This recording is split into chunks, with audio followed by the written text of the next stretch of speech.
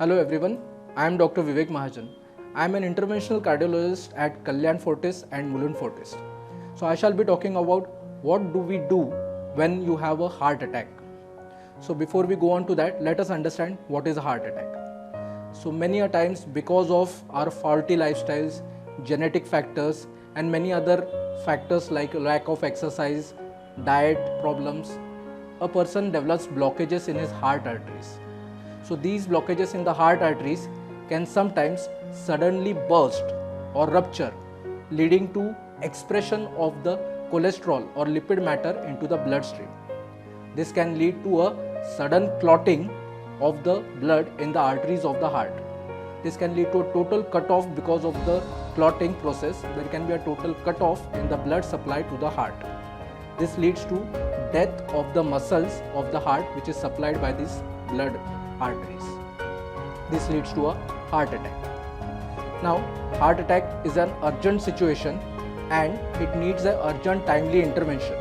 If you are not aware of the symptoms of the heart attack, you are not going to approach the medical care. So it is very important that you know the symptoms of the heart attack. So what are the symptoms of heart attack? Sometimes the patient develops a symptom like a choking sensation or a heaviness in the chest. It could be on the left side, it could be in the middle of the heart, or it could be on the right side of the heart. It could be in the neck, it could be at the back of the head. Sometimes the patient develops this feeling only in the back. Sometimes the patient does not complain of pain at all, but he will say it's a gas-like feeling or a acidity-like feeling in the upper abdomen or upper stomach. So these are all the variety of presentations of heart attack. It could be even more difficult in the elderly patients. In the elderly patients, these symptoms of heart attack may not be totally, they could be totally different. The patient may be feeling just a feeling of a generalized weakness, or he may be having a giddiness, dizziness, or he may be having just a diarrhea.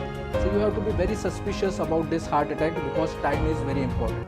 Now why am I saying time is very important? Because once the artery gets choked and the blood flow to the heart becomes irregular or cut off, the heart muscle starts dying.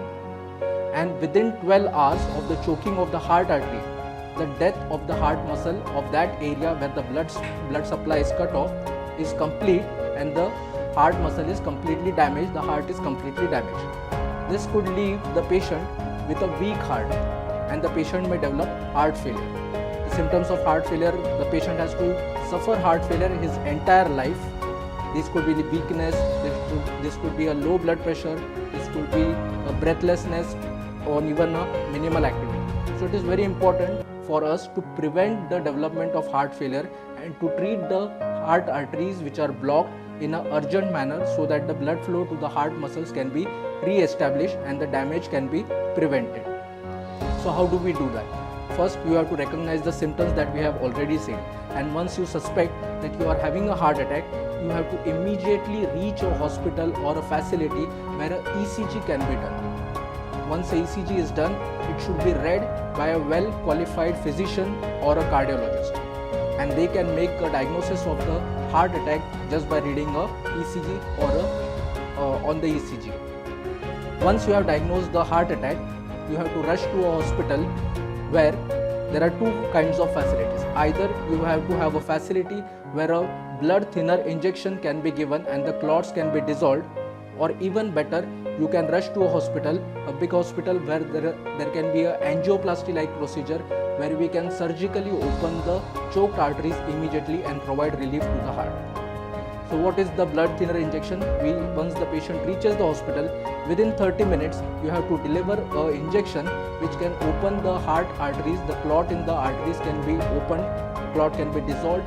This has to be done within 30 minutes. So clot dissolving medications are one option, but the best option is an emergency angioplasty. So in this emergency angioplasty, we enter the blocked artery with a wire under X-ray guidance and we open the choke or the clot by ballooning it. We pass a balloon into the blockage and we expand the balloon so that the clot is displaced and we can establish the flow in the arteries. We may also have to put a stent urgently.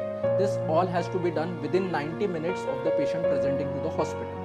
So this is very important because if we quickly establish the blood flow within the first few minutes of the heart attack, then the entire muscle of the heart can be saved and the patient can be saved from development of the heart failure or a weak heart. Beyond 12 hours, the damage is usually complete and there is not much benefit from a emergency procedure.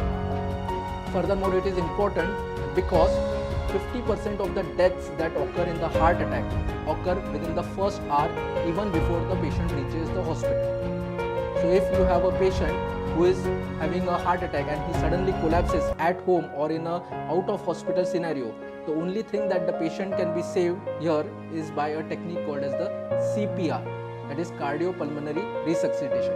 Herein the patient is given external cardiac massage by a resuscitator or an attendant who is trained in CPR.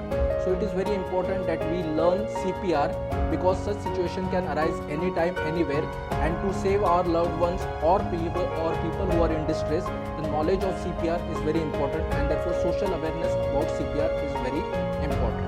Now there could be questions like, should we give a tablet of aspirin at home or should we give a sublingual tablet under the tongue of sorbitrate?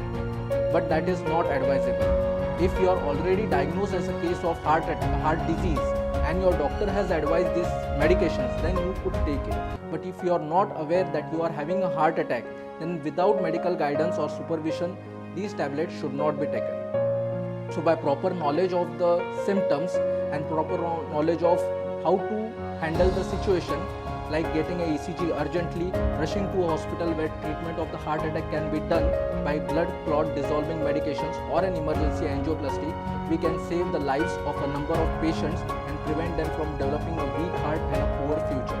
Also, CPR is a good technique that everyone should learn because it can save the life in an emergency situation.